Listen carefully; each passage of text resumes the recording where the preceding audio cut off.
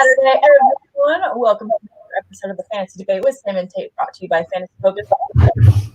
I am Sam Holt, joined as always by my awesome co-host, Derek Tate, who I believe is a pretty happy camper on many accounts. Before we get into the rest of what we're going to talk about today, which is the fallout in Houston, Tate, I think that you went to a little thing called the Super Bowl last week.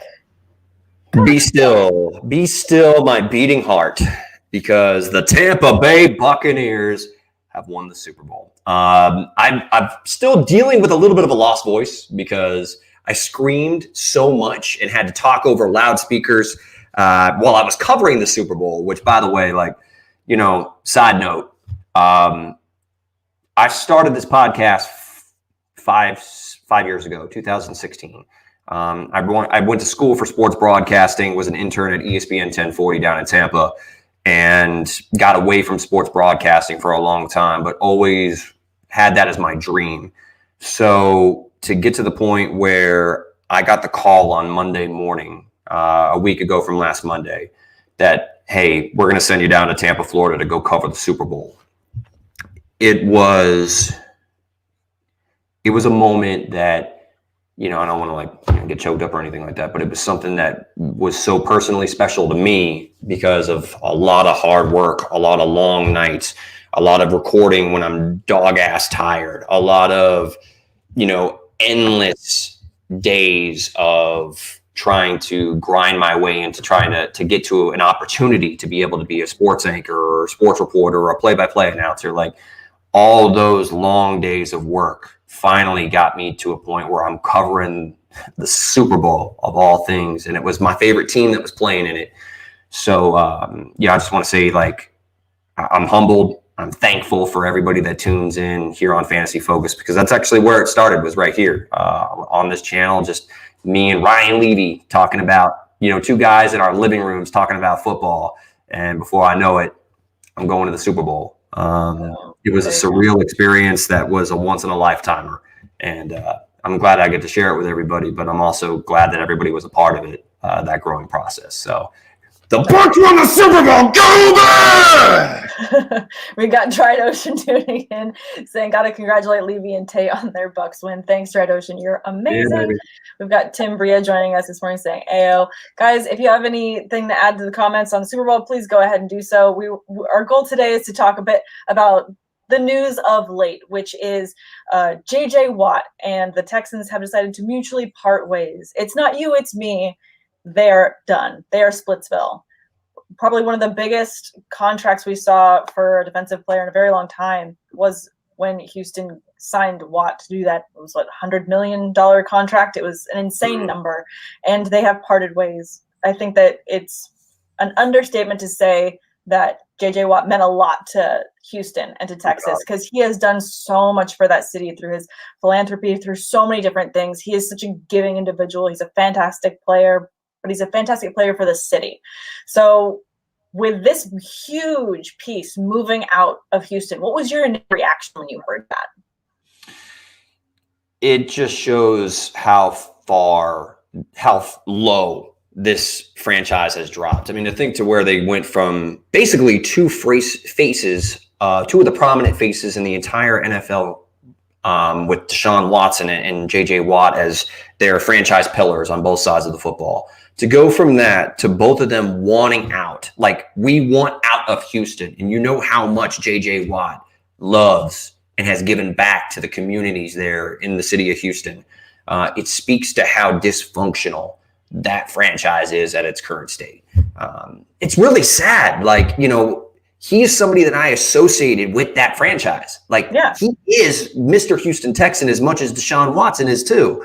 And the fact that two guys of what is widely regarded as high character guys both want nothing to do with your franchise anymore, that's a huge indictment on the front office there in Houston. Absolutely. And I think that, there's a lot of players there that are maybe on 1-year contracts that will consider signing elsewhere. And I think that we're at the beginning of a very long story for this offseason of what happens in Houston. How are they going to rebuild? I know that Watson has said he wants out now due to the contract situation there. I don't know that he gets out. I think that he does. I think that he gets traded, because you can't have someone that's that unhappy just force them. Like, I don't know. You can. He's under contract. He's under contract, so he could end up staying. So all of us are talking about where will Watson go? What if he doesn't go anywhere? What if we just have a miserable Texan team for this coming season? There's also that dynamic. So he's not in control of that. Watt was able to mutually part ways and be out. I think that this just completely upheaves what we expect for the Texans going forward. Well, I'll say this. If the Houston Texans decide to play hardball with Deshaun Watson, is that a bad look? Like,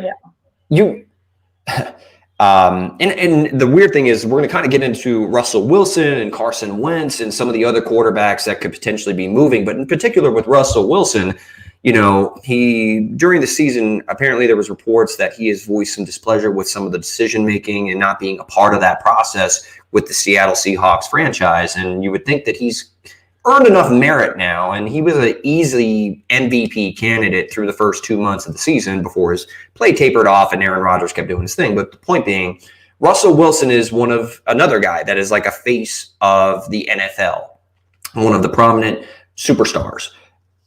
We're looking at now with like Deshaun Watson, he wants nothing to do with this franchise. He wants out. Will Jenkins, joining us live here and saying, what if he just sits out the season? That's definitely a real possibility, which, if we're putting it from a fantasy spin on things, Sam, is there any part of you that wants to trade in like a dynasty or a keeper league, like Deshaun Watson? What is his value? Because there is that small inherent risk that he could sit out the season. I mean, does it devalue him at all? Does it make it to where you want to try to acquire him in a dynasty league because maybe an owner is a little uncertain about this season? What's kind of his dynasty outlook right at this current moment?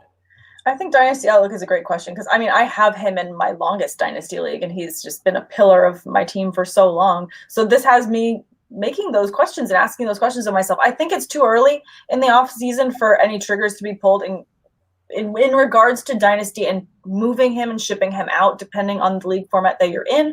If it's super flex and you had someone young, jump off the page this past year, like let's say you were in super flex and you had Justin Herbert and he ended up being amazing. Maybe you're in a position where you can move Watson and get some pieces.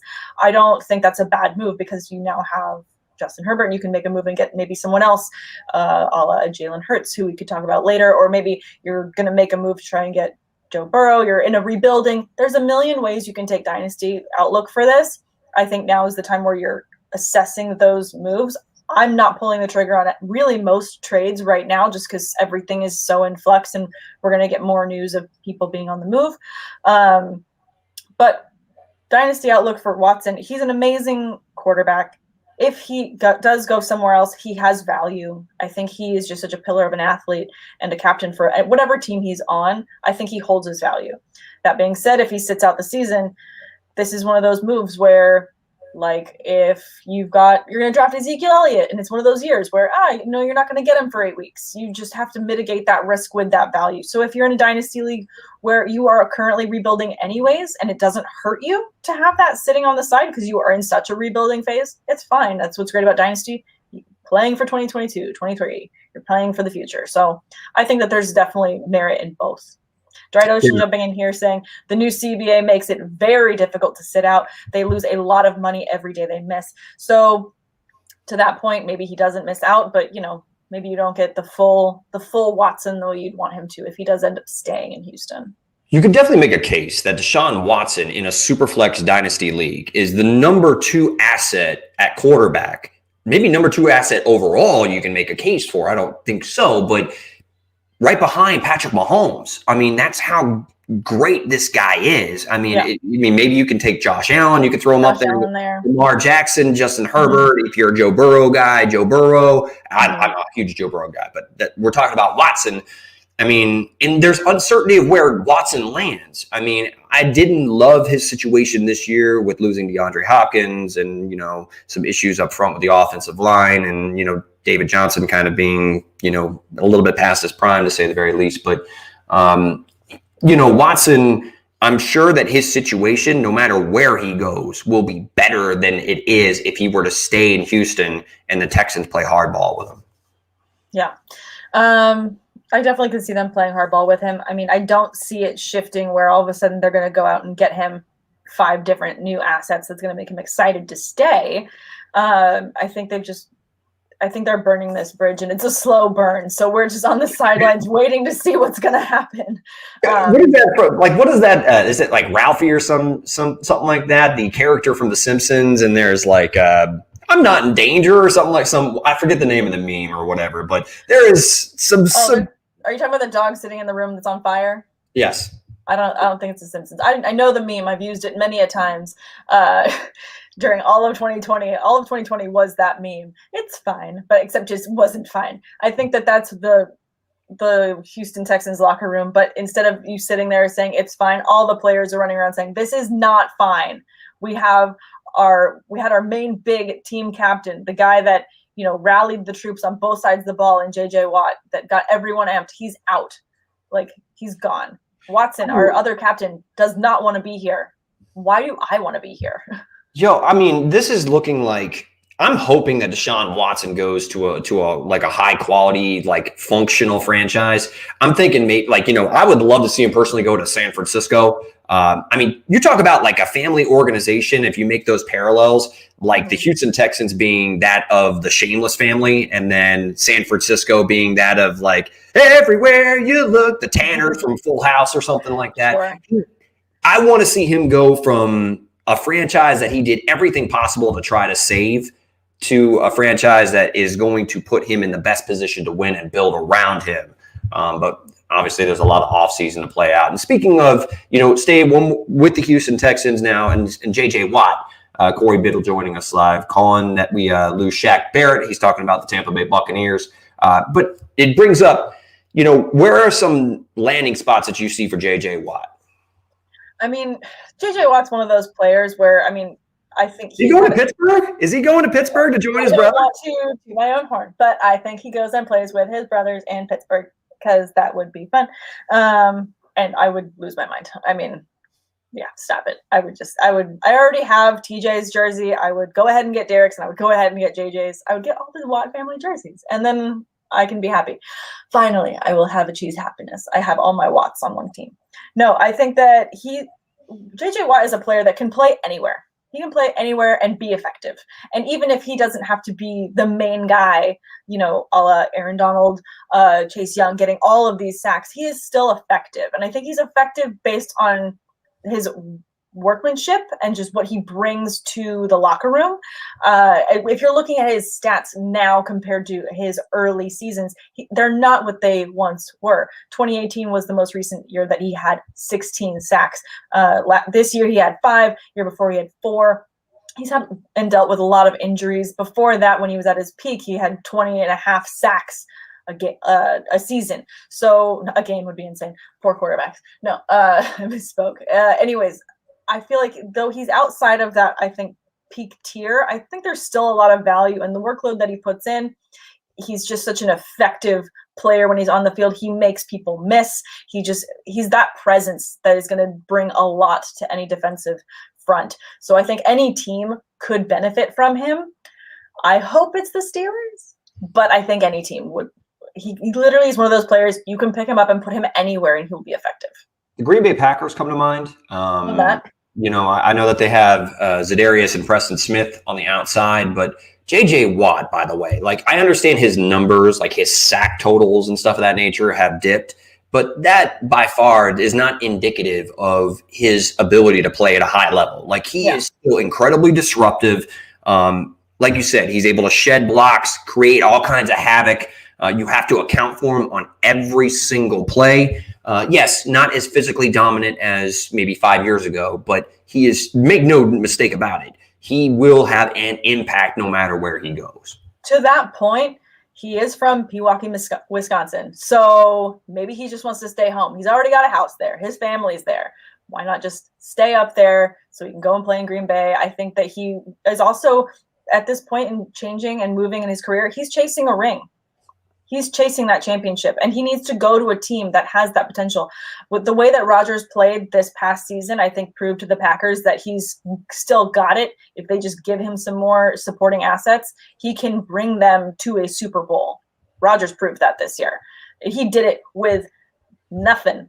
You gave him they did a terrible job shopping. I'll say that. They didn't shop and support. Like, yes, he had Devontae Adams and he had Aaron Jones and he had those parts, but he needed extra parts. He needed more. It's like when Kelly goes to the store and I'll ask, hey, babe, we already got, this ingredient, right? Like, say it's like, milk, beer, and, but I want some like Coca-Cola or something like that. I want a couple other options in the fridge.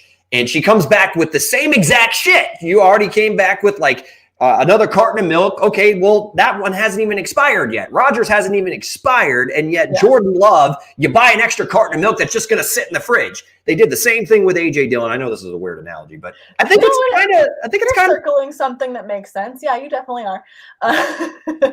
No, but I agree. Like, they didn't do what they needed to. On that note, though, with the Packers, he's chasing a ring. He's trying to go somewhere that he can win. I see Dried Ocean saying here, if he lands on the Bills, it might be close between them and the Chiefs. I also see that. That's a great fit. He's chasing that ring. We're living in a different era now where players are going to dictate what happens with their careers. They're not going to let themselves be subsequent to whatever situations around them. A la the NBA is a great example. Players are moving where they want to be, playing with who they want to play with. I think that's going to be the next move to happen with the NFL, and that's because they're chasing these championships, and they're going to end up with these super teams. And Watt has made millions. He has made so much money. Why does he need to go after an insane contract when he just needs the ring at this point in his career? I mean, he doesn't need it. You just start thinking about some of the fits that he could. I mean, really, you put J.J. Watt wherever, he'll make it work and he'll make an impact. But you start thinking of like potential fits. I mean, the Buffalo Bills could certainly use an elite level pass rusher to be able to get after the quarterback in a conference that is just loaded with talent under center. I mean, we saw that's kind of the formula to have the Bucs laid the blueprint to be able to beat the Kansas City Chiefs moving forward. I mean, I understand that they had plenty of issues up front along their offensive line. Yeah, they were very hurt. I understand that, they get those guys back. Maybe it's a different Super Bowl. Maybe it's a different story. But, certainly, Dried Ocean brings up an interesting one with the Buffalo Bills. Will Jenkins talking about, Washington. I mean, oh, my Lord. You put them with, Chase Young and Jonathan Allen and Daron Payne and any, that loaded unit up front. I mean, that's a winnable division. They won it this year. That would be a loaded front, but I don't know that the other side of the ball is as equipped and ready to take that team to a championship. And I think that Watt wants to win now. So I think that KC makes a lot of sense. The Bills make a lot of sense. The Packers make a lot of sense. I'm sorry, it's Fragger, but I don't know that the Browns make a ton of sense. We keep clicking on the same thing. Stop it. I know. Sorry. No, I don't think that Watt going to the Browns makes a lot of sense. Plus that rivalry with his brothers and the Steelers. Stop. Come on. Like, we need to add that fuel to that fire. That'd be insane. But guys, hit us up on Twitter. You can find Tate at Dtater, for myself on Twitter at Samantha R. Holt. If you guys have other places you could see Watt landing, let us know, because I think that right now it's a free-for-all. Obviously, he can go anywhere between now and when the season starts, but it's fun to speculate. So love to hear where you guys think he's going to go. Yeah. On the other side, one more time, and Corey, but I didn't really address the Buccaneers. I kind of used it. Sure. The Bucs have so many, in particular. Do I think he could fit here? Yes, but I personally don't see it. They're going to try to keep some of the talent that they already had. They have a slew of players that they really need to re-sign. It will help that Shaq Barrett's salary is going to come off the books. I think we're going to lose Shaq Barrett to free agency. We're not going to be able to pay him. But, I do believe that the Buccaneers would be a good system fit. I just don't believe that they're going to shell out the cash necessary to be able to bring in J.J. Watt. Fracker's saying he did get a house in Cleveland. Watt did get a house in Cleveland. Interesting. I don't like it. I'm just going to say my biased opinion. I don't like it. No offense, Cleveland. Sam downvotes this. Yeah. She does not like it. So that'll kind of bring us, we already kind of talked about Deshaun Watson, but you mentioned something earlier about players being able to dictate, playing on their terms. And somebody that has that superstar clout is Russell Wilson. And Leonidas joining us live as well, mentioning, does Russell Wilson stay with Seattle? If you start thinking it's hard to like detach your brain from Russell Wilson being a member of the Seattle Seahawks. But it was hard to think of Watt not being a Texan, and that's the world we're living in now. So times change. Times changing. But is there anybody in particular, if they decide? I mean, because this is like a disgruntled, family member being upset about some concerning things and not being involved in the decision-making process. This is something where I think it can be diffused, and I think it will be diffused. But if they decide we're going to go ahead and blow it up, which I don't think that's going to happen at all. But let's just put on our tinfoil hat, and where would Russ be the best fit? I mean, Russell Wilson, he's an incredibly talented quarterback. Where to throw him? I don't. Maybe with the Colts. The Rivers out. That could be an interesting fit. I kind of like that a lot. They have an amazing, talented running game already set for you, and then they've got also talented receivers. I think that could be really fun. Maybe he goes to Miami because it seems like Tua might be getting the Josh Rosen treatment, is what everyone's saying online. I'm not sure. I feel like I can't even get my brain to think of Russell Wilson not being in that jersey. I mean, certainly there's a handful of places. I mean, they're not going to trade him within the division. The 49ers are looking to upgrade from Jimmy Garoppolo, I believe, but that's not going to happen. Honestly, I believe the Colts are a nice landing spot. The Pittsburgh Steelers come to mind. If they're willing to move on for Big Ben, which I'm willing to move on to Big Ben if I can get Russell Wilson in town. And I'll move on. I'll move on happily. You talk about someone that would click with Chase Claypool and everything that Claypool can do vertically deep down the field. And same thing with James Washington. I truly, even if you don't bring back Juju, which I think Juju is as good as gone from Pittsburgh, but it makes me sad. He's probably gone. And Deontay Johnson as well. Like all of these guys can get vertical, and I thought that was kind of where Big Ben Roethlisberger struggled the most, was consistently pushing the ball down the field. You fix all those problems when you bring Russell Wilson into town. But I personally think that they are going to mend this relationship. They're probably going to allow him to have far more input and say and help, because they call him Chef Russ there. Let him cook. So let him go ahead and buy some of the ingredients while you're talking about it. Exactly. No, I think that they'll mend that. I really can't see Wilson going, but if he does go, hell yeah, I would love to have him as a Steeler. And then we've got Dread Ocean also saying, not sure if you guys saw that report from Ed Warner that the Bills, Browns, Titans, and Steelers are top contenders for JJ. And it's Fragger saying he did buy a house in Strongsville, Ohio. I just looked at the location. It is very close to Cleveland. I'll give you that. I don't like it, but We'll see. I also think that, JJ probably has a house in LA too. Like, he's probably got houses everywhere. Might be in the middle between like his brothers being in Pittsburgh and his place. Have you ever once went, when I make it in my life, that I want to buy a house in Strongsville, Ohio? No, but I don't know. Maybe it's a good school district and he wants to have kids soon. I don't know. we can't delve into that. I'm not in the know like that. I'm not in the know. So, I mean, admittedly, I don't have any intel on that. But it's Fragger also jumping in with Carl Lawson, which, by the way, I thought, even though his sack total, speaking of guys, we're talking about J.J. Watt and talking about guys that, maybe they didn't appear on the stat sheet as much as in the sack column than you would think. But Carl Lawson, I think, finished like second in the league in quarterback hits. He was pressuring the quarterback, and he is now a free agent for the Cincinnati Bengals. Now, I totally think that Carl Lawson is going to find a nice contract on the free agent market.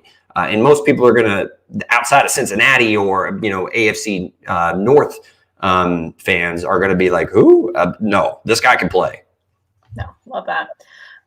But yeah, just to button up the JJ Watt conversation, I'm sure that it's not going to be long before we hear where he lands. I don't think this is going to be 2 months from now. We're still wondering where he signs.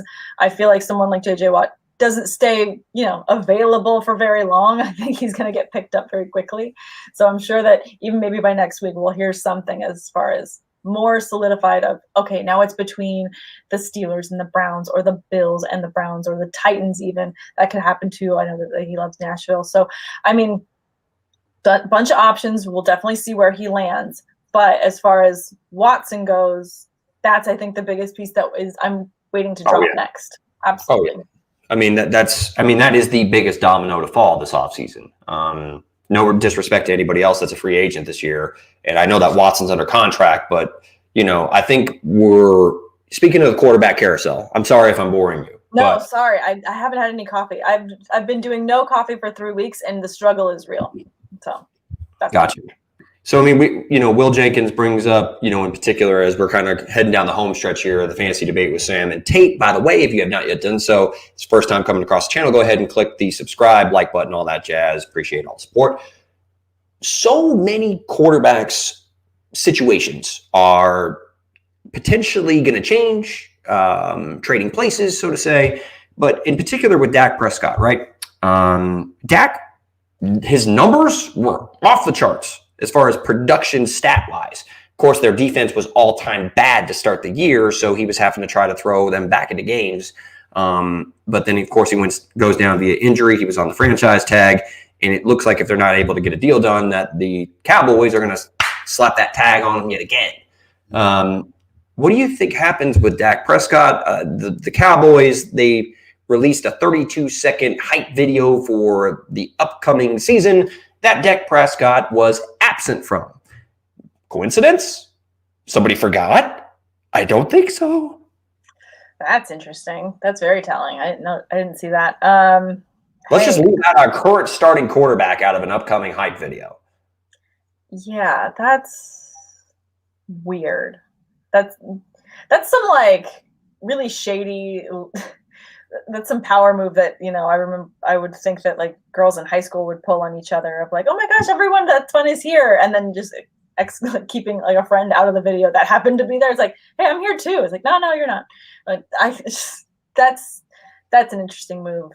I don't know that Dak Prescott. I haven't even brought this up yet, but if Deshaun Watson, winds up in Dallas, if Russell Wilson winds up in Dallas, I mean, talk about their fantasy stock just shooting through the roof. I mean, they probably have the best trio of wide receivers in the National Football League. I mean, maybe you can definitely make the argument for the Tampa Bay Buccaneers if they bring everybody back. But, I mean, moving forward, yeah, they're loaded. So, okay. I'm just curious if you really think that Wilson as an arm is a bigger upgrade than Dak Prescott, because I feel like Dak has a pretty good arm. It's not that his arm's strength; it's his decision making. That's where I think Russell Wilson is a better quarterback than Dak Prescott. I think he throws a better deep ball than Dak. Not that Dak's a scrub. Dak's not a scrub. Like Dak's I think a top 15 quarterback in the National Football League that at times looks like a top 5. But Russell Wilson's Russell Wilson. He's elite to me. So, yeah, Russell Wilson to me is an upgrade to Dak Prescott, without a doubt. No, definitely an upgrade. I think that could be an interesting move as well. I don't see Dak with the Cowboys next year, which is so weird and also sad. I would love to see and hear more about how his rehab is going, to see if he's on pace for the season. I think that's going to also dictate a lot of what decisions get made with that rehab. I think Dak will be there this year. I think Dak will be there this year. And then, so if I'm a dynasty owner of Dak Prescott, I'm personally trying to sell him right now. Like, because while he's a Cowboy, he represents, top 5-ish value because their defense is not very good and they have great weapons that clearly he's produced with. But if he's not the Dallas Cowboys quarterback, I feel less inclined to think that he's going to be somebody that can finish inside the top 5. I think he's more of a streaming option in most other places. Maybe, but it depends on where he lands. Because I mean, I'd love to see him, in Indy behind that O-line, giving him all that time to work. I think that he just needs a situation that's going to work with him. I think both Dak and Watson need situations that are going to cater to their best skills, and they both have a crazy amount of them. So hopefully they both land in situations where all of us are just feasting on fantasy point goodness and wonderful things. Real quick here from It's Fragger saying he thinks that the Browns will trade Odell at the trade deadline if him and Baker don't, because him and Baker don't work well together next season. He might be gone this offseason. Yeah, I don't know. I don't know Odell. Sorry, Odell. I felt like we saw Baker Mayfield's level of play increase this year without Odell on the field. Yeah, I could see the argument for that. I think that the proof is in the numbers. I mean, I'm not saying numbers are everything, but I thought Baker Mayfield was. I'm glad that he responded this year because I thought that this was kind of a make it or break it year for Baker. It absolutely was. I mean, especially because the previous year we all had such high hopes for what was going to happen with the Browns, and then it was just this, coming back to reality almost, and then the Browns had to put together something, and there were times that they did not look good, and there were times that they looked amazing, but they're going to have to navigate that to get more consistency for this coming season, and I think that will be without Odell on the team. I think that they already proved that they could be a very effective and efficient offense without the services of Odell Beckham Jr. And he seems to be someone that's more trouble than what he's worth as far as his production on the football field. And, it's not that he's not talented. It's just that, there's a trend happening here with Odell Beckham Jr., and I don't want to overlook it anymore. Yeah, I agree. Well, guys, thanks so much for tuning in. Please leave comments on this video. We will come back and do more off-season goodness, speculation where we think people are going to land, and speculation on, what we think the next year is going to look like. So please tune in. Subscribe if you haven't already. You can follow Tate on all forms of social media at Dictator4, and you can follow me on Instagram at Sam_awesome and on Twitter at Samantha R. Holt. Thanks so much for tuning in, guys. Tate, last words? Well, until next time, later says the Tater. That's all I got for you. Bye, guys. Have a good weekend. Oh, yeah. Go Bucks.